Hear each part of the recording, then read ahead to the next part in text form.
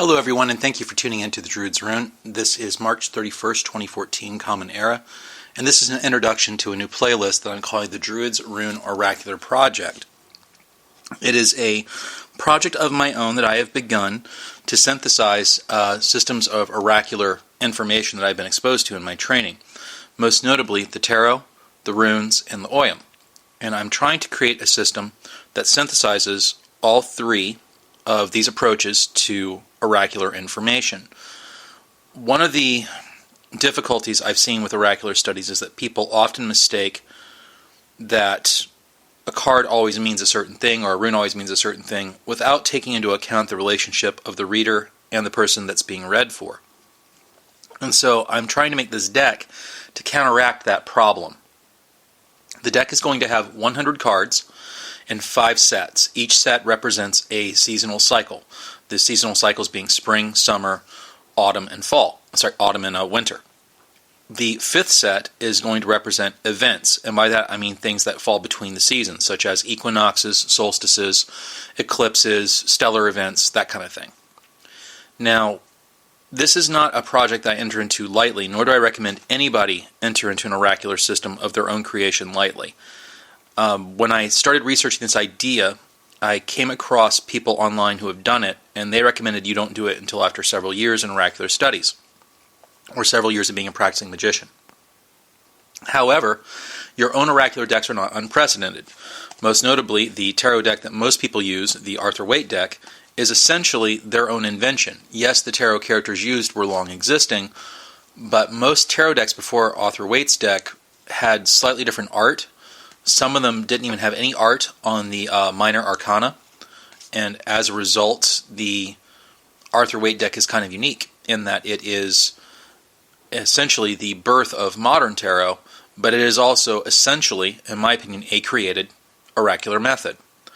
The same thing goes with certain people that have taken other oracular methods like the runes or the oyam and created an oracle based them off of their own experience. The most notable one are the rune cards by Ralph Blum, I want to say, who wrote the Little Grey Book, as some people in Runeval typically dismissively call it.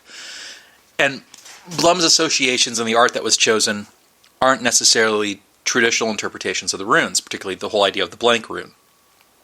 Then we have the oyam, and oyam being comparatively new in its use as a divinatory tool, is very open to personal subjective interpretation. But that's neither here nor there. You'll see other oracular decks. People put out oracular decks with angels. 2 notable ones in the Druid movement are by Philip Cargam, I believe, which are the Animal Oracle and the Plant Oracle.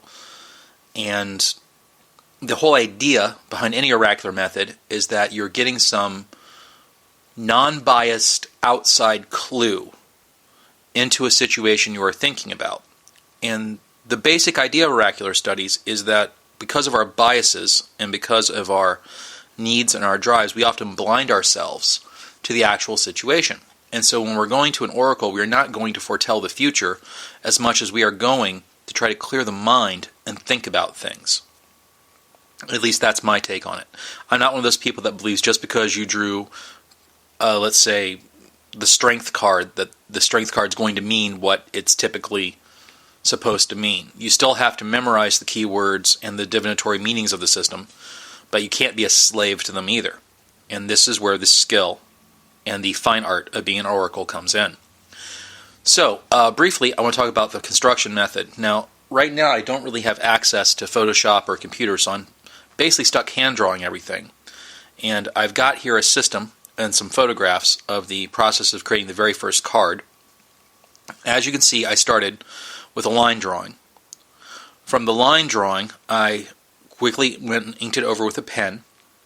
Then I went to trying different coloration methods. The card here with the white wise man was actually done with Sharpie type markers. The card here on the right is the card that was done with colored pencils. And although I have found that the Sharpie type markers give me a more bolder popping look like you tend to see on most tarot decks that are commercially available, I really do like the softer look of the colored pencils, at least for this first attempt.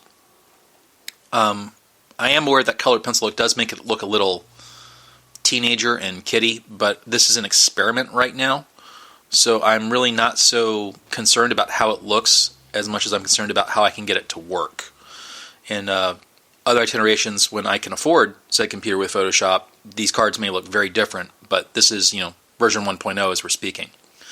From there, the next thing I did is I went and I photocopied the cards I had colored in, and as you can see, the photocopy came out a little bit lighter, particularly the colored pencil one. Then from there, you cut the card out, and there are many conversionally available card sleeves that you can find. Most of them are found in gaming stores. And these are cards that are typically card sleeves that are typically available for things like Magic the Gathering, Yu-Gi-Oh, those kind of kitty. I shouldn't say kitty. Some of them aren't kitty. Those kinds of trading collectible card games where the value of the card needs protected, so people will slip it into a plastic sleeve. I went ahead and got some of those to slip these in.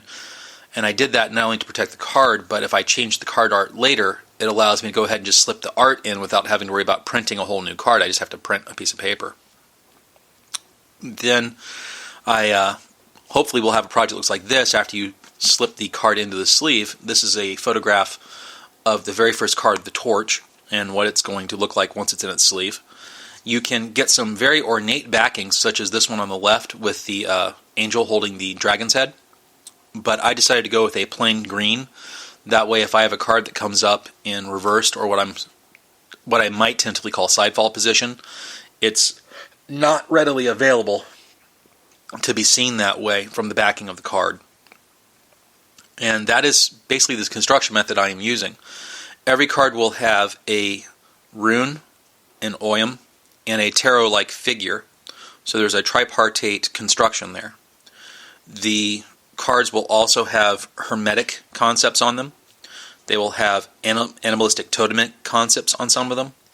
They will have traditional three-element druid structure of the land, sea, and sky, or as some people call them by the some people think as the Welsh energy structure of Gwair, Callus, and Weivru.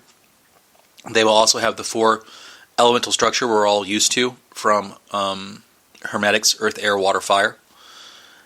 And I'm going to try to combine these with archetypes from legend and mythology. I mean, for instance, on the very first card you see a figure in blue and red who represents a figure from Finnish and Sami folklore. And so I will hopefully create what is for me a system that will spark my intuition and my knowing.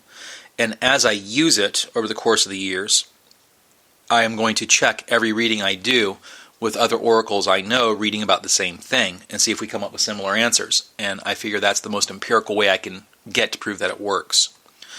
The second thing about the system is that it's going to take a lot of time to evolve. I've already spent a month and a half on the very first card, and then the next two cards that are tentatively structured, I've spent another month on.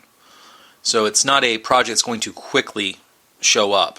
As I said, eventually there will be 100 cards in this deck, 5 sets of 20 each to represent the balance of the 5 elements people commonly use, the 4 cardinal elements plus spirit. And so this is going to be a deck that will take some time. But as I do the project and as I get it completed, I'm going to put up a video for each card.